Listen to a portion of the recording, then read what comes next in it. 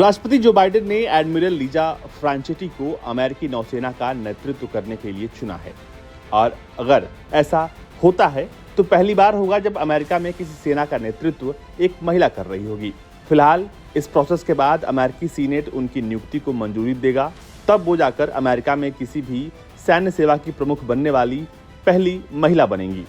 रक्षा मंत्री Lord Austin ने navy के पैसिफिक बेड़े के कमांडर एडमिरल सैमुअल पिपारो को इस पद पर नियुक्त करने की सिफारिश की थी, लेकिन उन्हें यूएस इंडो पैसिफिक कमांड का प्रमुख नामजद किया गया है।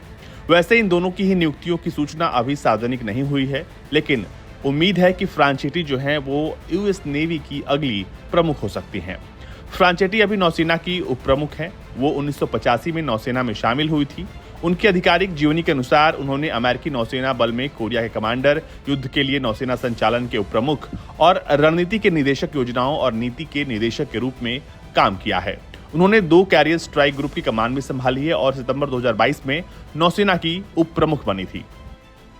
राष्ट्रपति बाइडेन ने शुक्रवार को घोषणा करते हुए कहा कि हमारे अगले नौसेना संचालन प्रमुख के रूप में एडमिरल लीजा फ्रांचेटी एक कमीशन अधिकारी के रूप में हमारे देश में 38 सालों की समर्पित सेवा प्रदान करेंगी, जिसमें नौसेना संचालन के उप प्रमुख के रूप में उनकी वर्तमान भूमिका भी शामिल है।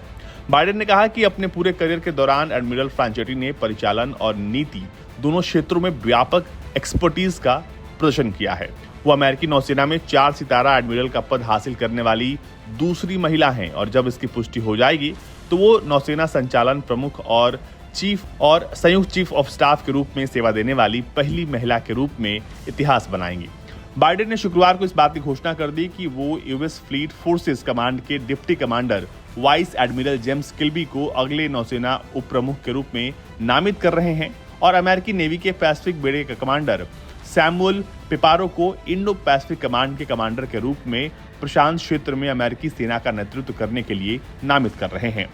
बाइडेन ने अमेरिकी पैसिफिक बेड़े के कमांडर के रूप में पिपारो की जगह लेने के लिए vice admiral Stephen Webb Koehler को नामित किया है। मीडिया रिपोर्ट्स कहती हैं कि अमेरिकी रक्षा मंत्री लॉर्ड ऑस्टिन ने नामांकन की सराहना करते हुए कहा कि हर एडमिरल यह सुनिश्चित करेगा कि हमारी अमेरिकी नौसेना और इंडो पैसिफिक में ज्वाइंट फोर्सेस अब तक की सबसे बेहतरीन सैन्य शक्ति बनी रहे और दुनिया भर में शक्ति का प्रदर्शन करने, समुद्र की स्वतंत्रता की रक्षा करने और नियम आधारित अंतर्राष्ट्रीय व्यवस्था को बनाए रखने में हमारे काम के केंद्र में होंगे। ऐसे में जो सबसे बड़ी खबर है ये है कि अमेरिका पहली बार अपनी नौसेना की कमान किसी महिला के हाथ में देने जा रहा है।